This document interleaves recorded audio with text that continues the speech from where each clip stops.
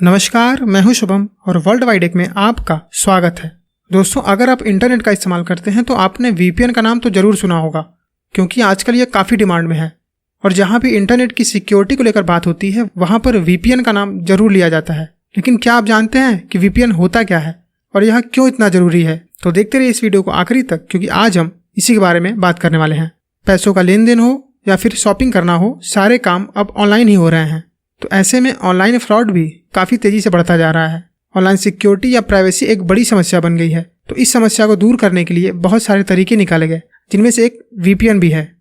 VPN यानी कि virtual private network, ये एक ऐसी तकनीक है जो असुरक्षित नेटवर्क को सुरक्षित नेटवर्क में बदलने का काम करता है और इसके साथ ही आपके लोकेशन और आइडेंटिटी को छुपाने में आपकी मदद करता है।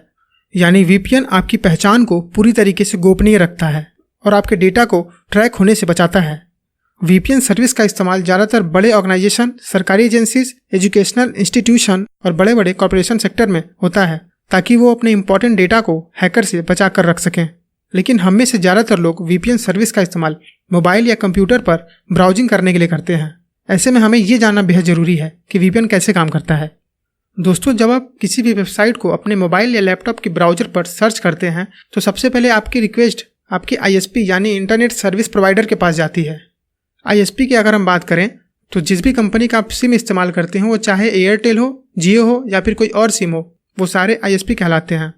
तो जब आप कोई भी वेबसाइट को सर्च करते हैं तो इसी आईएसपी पर आपकी online identity, device ID, location और डेटा रिक्वेस्ट जैसी तमाम डिटेल्स चेक की जाती है। तब जाकर आपको जिस वेबसाइट को आपने सर्च किया है उसके सर्वर से जोड़ा जाता है।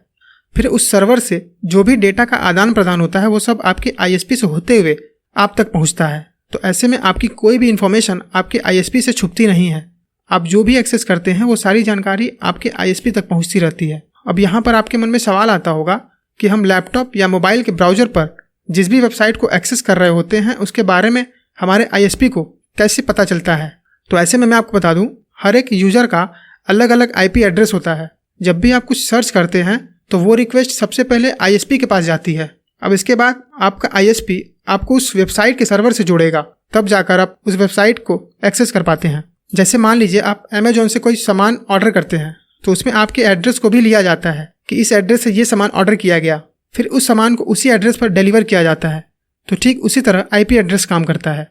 तो ऐसे में जैसे अमेजोन पे आप पहले क्या क्या शॉपिंग कर चुके हैं उसकी सारी हिस्ट्री वहाँ पर सेव होती है, तो ठीक वैसे ही आपके आईएसपी को आपके डिवाइस के एक्टिविटी के बारे में पूरी इन्फॉर्मेशन होती है। यानी ऑनलाइन एक्टिविटी आपकी जितनी भी होगी वो सारी चीज़ आपके आईएसपी को पता होगी। तो इन्हीं सब चीज़ों की वजह से बड़ी बड़ी कॉर्पोरेशन सेक्टर और एजुकेशनल इंस्टीट्यूशन में ज़्यादातर वीपीएन का इस्तेमाल किया जाता है। कई बार आपने देखा होगा कि जब आप किसी वेबसाइट को सर्च करते हैं तो वो वेबसाइट ओपन ही नहीं होता कि आप उसको आगे एक्सेस कर पाएँ। तो उस केस में आपका आईएसपी ही आपको उसके सर्वर तक नहीं पहुँचने देता। आपकी रिक्वेस्ट आईएसपी तक तो गई, लेकिन आईएसपी उसको आगे जाने ही नहीं दिया, क्योंकि उस लोकेशन पर सरकार के द्वारा या फिर किसी और इशू की वजह से वेबसाइट को बैन किया जाता है। तो ऐसे में हमारी मदद करता है वीपीएन, क्योंकि अब जब भी हम किसी वेबसाइट को सर्च करेंगे तो ये रिक्वेस्ट आपके आईपी एड्रेस से न जाकर उस वीपीएन से जाएगी जिस कंट्री का आप वीपीएन इस्तेमाल कर रहे होते हैं।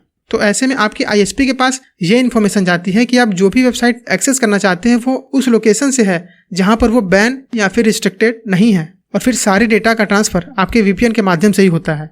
जब आप वीपीएन का इस्तेमाल करते हैं तो बीच में अगर कोई हैकर भी अगर चाहेगा कि आपके डेटा को चुराने को, तो वो नहीं कर पाएगा, क्योंकि उस केस में हैकर्स को आपका आईपी एड्रेस पता लगाना बड़ा मुश्किल हो जाता है और आपका डेटा सिक्योर रह पाता है।